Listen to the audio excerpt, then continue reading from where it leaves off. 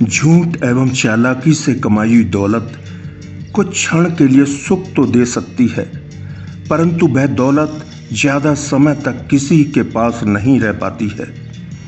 जाते जाते वह दौलत व्यक्ति को ऐसे गर्त में डाल जाती है जहां वह ना तो मर पाता है और ना ही जिंदा रह पाता है, केवल एक जिंदा लाश बनकर रह जाता है। एक सच्ची कहानी को लेकर आया हूँ। पति पत्नी दोनों ही सरकारी नौकरी में थे, परंतु छल प्रपंच कर दौलत बनाने में हर समय लगे रहते थे। पत्नी उत्तर प्रदेश सरकारी प्राइमरी स्कूल की अध्यापिका थी, परंतु उन्हें हिंदी में प्रार्थना पत्र तक लिखना नहीं आता था। बच्चों को वह क्या पढ़ाती होंगी, यह तो ईश्वर ही जान सकता था। पति उत्तर प्रदेश परिवहन निगम में क्लर्क थे। वह क्लर्क तो कम थे, हर समय घपलेबाजी में लगे रहते थे। 2 बेटियां थीं और 2 ही बेटे थे, किंतु किसी को अच्छी बड़ी शिक्षा नहीं दिलवा पाए थे। दोनों ही अब रिटायर भी हो गए थे। हराम से कमाई हुई दौलत से उन्होंने दोनों बेटियों की शादी कर दी थी, परंतु बेटियां आए दिन कुछ ना कुछ पिता की हराम की दौलत ले जाती थीं। किस्मत कहें या संयोग, उनके एक दामाद ने भारतीय सेना में सेंधमारी करके 2 लाख रुपए अपने ससुर से दिलाकर अपने छोटे साले को रंगरूट में भर्ती करा दिया था। परिवहन निगम के क्लर्क महोदय का बड़ा बेटा वीडियोग्राफी का अपना काम किया करता था। माता पिता के सारे गुण उसमें कूट कूट कर भरे हुए थे। चोरी करना, धोखा देना, जबरन कब्जा करना, यही उसका मकसद था। पिता ने दोनों बेटों के लिए 2-2 दुकानें भी बनवा दी थीं। छोटा बेटा सेना में नौकरी करने लगा था, जो जम्मू में कार्यरत था।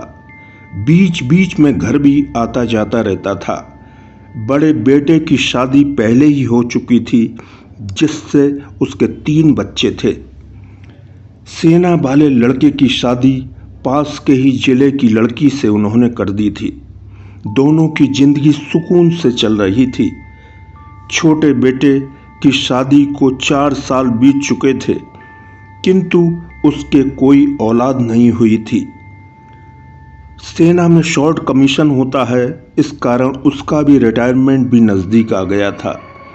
धीरे धीरे समय बीता तो वह भी रिटायर होकर अपने घर आ गया था।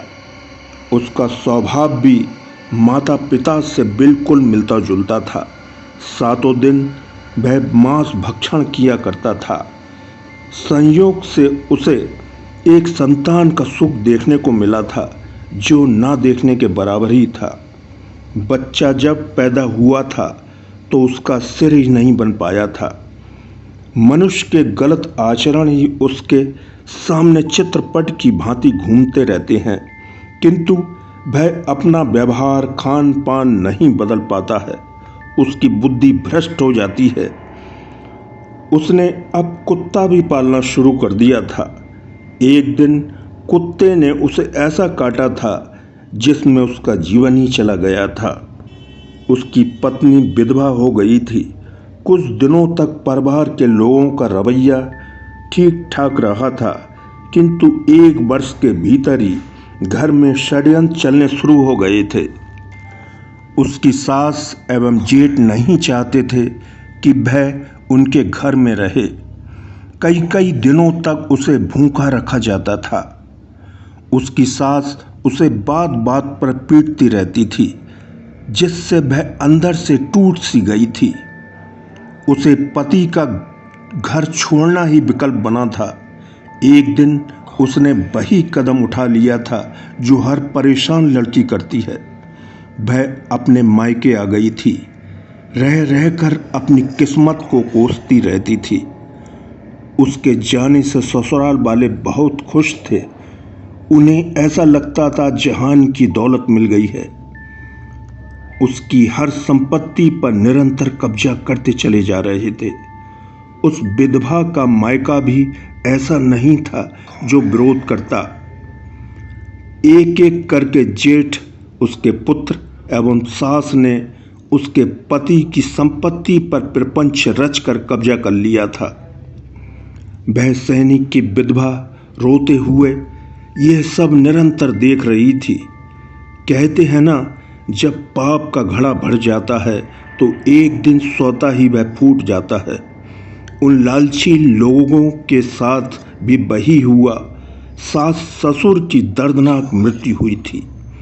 सड़क पर कोई ट्रक वाला उनको दबाकर चला गया था। पूरा शरीर चिंधियों में बिखर गया था। सैनिक की विधवा के जेठ को ऐसी बीमारियों ने घेर लिया था जिसका इलाज ही संभव नहीं था। जेठ के पुत्र बुरी संगत में पड़कर सारी संपत्ति को खुर्द-बुर्द कर रहे थे, जिसे बीमार पिता देख देख कर कुढ़ रहा था।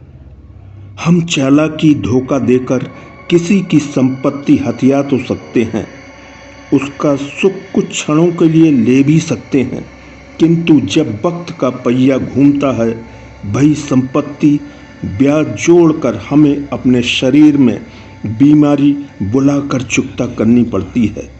अगर इस जन्म में हम नहीं चुका पाते हैं तो अगले जन्म में हमें चुकानी पड़ती है। यही विधि का विधान है।